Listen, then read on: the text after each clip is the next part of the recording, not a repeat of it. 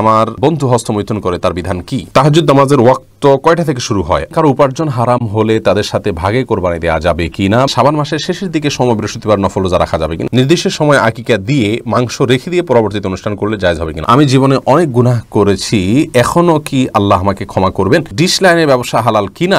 মরণোত্তর চক্ষুদানের ধর্মীয় কোনো বিধিনিষেধ আছে কিনা? প্রিয় দর্শক, আর দেরি না করে আমরা তাহলে শুরু করছি। যে সমস্ত প্রশ্নগুলো ইতিমধ্যে আসছে এবং ধারাবাহিকভাবে যে সমস্ত জিজ্ঞাসাগুলো আমরা দেখতে পাচ্ছি সেগুলোর জবাব আমরা দেওয়া শুরু করি। আশফিক রাসেল জানতে চেয়েছেন, তাহাজ্জুদ নামাজের ওয়াক্ত কয়টা থেকে শুরু হয় আর কয়টার দিকে আদায় করা সবচেয়ে ভালো? ভাই রাসেল, তাহাজ্জুদের সালাতের ওয়াক্ত মূলত এশারের পরপর শুরু হয়, এশার সালাত শেষ, তখন থেকে আপনি 2 রাকাত 2 রাকাত করে তাহাজ্জুদের উদ্দেশ্যে সালাত আদায় করতে পারেন। সবে উত্তম হলো ঘুম থেকে উঠে রাতের শেষ প্রহরে তাহাজ্জুদের সালাত আদায় করা। আব্দুল্লাহ আল শাবিব ভুঁইয়া আপনি জানতে চেয়েছেন, কারো উপার্জন হারাম হলে তাদের সাথে ভাগে কোরবানি দেওয়া যাবে কিনা? ভাই আব্দুল্লাহ, এ বিষয়ে দুটি মত আমরা দেখি। আরাবিয়ান স্কলারগণ বলে থাকেন যে এটি জায়েজ হবে, কোনো অসুবিধা নেই, কারণ আল্লাহ তাআলা বলেছেন যে ওয়াল্লা তাজিরু ওয়াজরাতুন বিজরা উখরা, কেউ কারোর পাপের বোঝা বহন করবে না। আপনি আপনার টাকা দিয়ে কোরবানি করছেন, তিনি তার সম্পদ দিয়ে কোরবানি করছেন, তার উপার্জন হারাম হলে তার দায়ভার আপনার উপর আসবে না, আপনার কোরবানি হালাল হয়ে যাবে। আমাদের দেশের স্কলারগণ ওলামা ইকরাম বলে থাকেন যে না, যেহেতু কোরবানিতে যৌথভাবে কোরবানি দিলে একটি পশুই জবে হচ্ছে এবং এর এক অংশ যখন অবৈধ পয়সা দিয়ে হচ্ছে তো পরিপূর্ণটাই নষ্ট হয়ে যাচ্ছে, কারণ জবেকে পৃথক করবার কোনো সুযোগ না, জবে একটাই হচ্ছে। অতএব আংশিক যদি জবে করা পশুর টাকা, উপার্জিত টাকা হারাম হয়ে থাকে, তাহলে বাকি অংশকে সেখান থেকে আলাদা করার সুযোগ নেই, বিধায় কারোরই কোরবানি হবে না।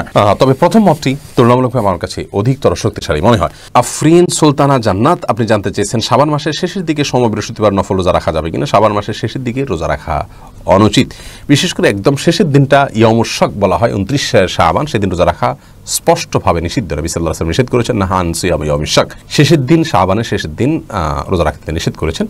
আর শাবানের শেষের দিনগুলোতে অনেক ওলামা ইকরাম বলেছেন শেষের 10 দিন, অনেক বলেছেন শেষের 15 দিন, তবে 15 দিনের চাইতে শেষের 10 দিন বা একেবারে শেষের যে দিনগুলো এগুলোতে রোজা না রাখাই উত্তম, সেটা সোম বৃহস্পতিবার হলেও। বিশেষ করে শেষের দিনগুলোতে রোজা রাখার ফলে রমজানের সাথে তার কোনো পার্থক্য হয় না। অবশ্য অনেক ওলামা ইকরাম সোম বৃহস্পতিবার সিয়াম, এটি যেহেতু একটা সাপ্তাহিক সিয়াম, অতএব নিষিদ্ধ বা হারাম না হলে যে কোনো সময় রাখা যেতে পারে, সেই দৃষ্টিকোণ থেকে রমজানে শাবানের শেষে এমনি নফল রোজা রাখতে নিষেধ করেছেন, কিন্তু সোম বৃহস্পতিবারটাকে অনুমোদন দিয়েছেন যে আপনি যদি সবসময় সোম বৃহস্পতিবার রেখে থাকেন সেই হিসাবে এখানেও রাখতে পারেন। তবে শাবান মাসে যে নফল রোজা বেশি বেশি রাখা উত্তম, সেই জায়গা থেকে শেষের দিকে না রাখাই হলো উত্তম এবং উচিত। সামাইরা জান্নাত আপনি জানতে চেয়েছেন, নির্দিষ্ট সময় আকিকা দিয়ে মাংস রেখে দিয়ে পরবর্তীতে অনুষ্ঠান করলে জায়েজ হবে কিনা? হবে, কোনো অসুবিধা নেই।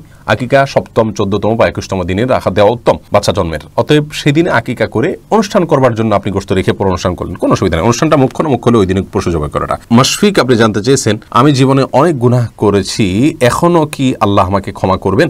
অবশ্যই আল্লাহ রাব্বুল আলামিন ক্ষমা করবেন। আল্লাহ বলেছেন ওয়াতুবু আইয়ুহাল মুমিনুন, হে বান্দারা তোমরা সবাই আল্লাহর কাছে তওবা করো, ইন্নাল্লাহা ইয়াগফিরু যুনুবা জামিআ, আল্লাহ তাআলা সমস্ত অপরাধ মাফ করবেন যদি মানুষ তওবা করে। তওবা কি? আমি গুনাহ থেকে সরে আসলাম, লজ্জিত হলাম, নিজের কর্মের কাণ্ডের জন্য চরমভাবে লজ্জিত হলাম, আল্লাহর কাছে ক্ষমা চাইলাম এবং ভবিষ্যতে আর করব না এ মর্মে প্রচণ্ড রকমের সংকল্প করলাম, এটার নাম তওবা। ফিরে আসা, ছেড়ে আসা, এটা করলে আল্লাহ রাব্বুল আলামিন আমাদেরকে মাফ করবেন বলে ওয়াদা রয়েছে, বিধায় আপনি নিরাশ হবেন না, আল্লাহ তাআলা সমস্ত অপরাধী মাফ করবেন যদি আপনি তওবা করার মতো করেন। এরপরে জালিস আপনি জানতে চেয়েছেন, আমার বন্ধু হস্তমৈথুন করে তার বিধান কি?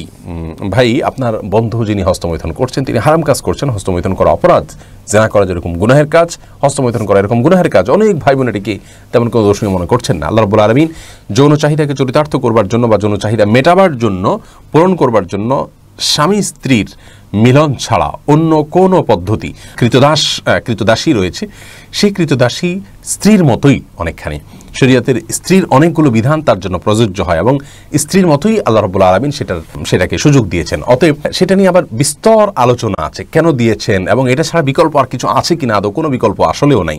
যাই হোক, সেটা আরেক বিষয়, কিন্তু এই হস্তমৈথুনের মাধ্যমে বা অন্য কোনো উপায়ে নিজের যৌন চাহিদা মেটানোটা জায়েজ নাই, গুনাহের কথা, বিধায় এটি থেকে বেঁচে থাকার চেষ্টা করতে হবে। ফারহাদ বিন জাহাঙ্গীর জানতে চেয়েছেন, ডিশ লাইনের ব্যবসা হালাল কিনা? ডিশ লাইনের ব্যবসা থেকে, ডিশের সংযোগ থেকে বেশিরভাগ মানুষই হারাম কাজ করে থাকে, সেজন্য এই ব্যবসাকে অবশ্যই একজন ইমানদার অ্যাভয়েড করা উচিত, এটি করা উচিত নয়, যেহেতু বেশিরভাগ ক্ষেত্রে এটার হারাম এর ক্ষেত্রেই ব্যবহার হয়ে থাকে।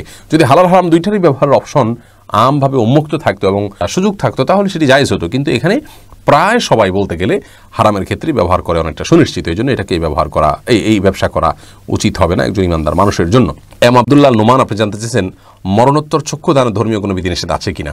যদি কোনো ব্যক্তির চক্ষুর প্রয়োজন হয় এবং কোনো ব্যক্তি বলে যায় যে আমার মৃত্যুর পরে তাকে দিও, তার এটা প্রয়োজন, তাহলে এটা জায়েজ আছে। কিন্তু আজকাল একটা ট্রেন্ড চালু হয়েছে যে আমি মরে গেলে এটা তো পচে গেলে নষ্ট হয়ে যাবে, কি লাভ, এই জন্য সব অঙ্গ প্রত্যঙ্গগুলো দান করে যায়, যে সেগুলা কারোর লাগলে সে ইউজ করবে। এই কারোর লাগলে ইউজ করবে অর্থাৎ এই মুহূর্তে প্রয়োজন আছে এমন নয়, বরং লাগলে ইউজ করবে, এই ধারণা থেকে দিয়ে যায়, সেটি কিন্তু জায়েজ নয়। এটি মানব দেহের অপমান, মানবতার অপমান।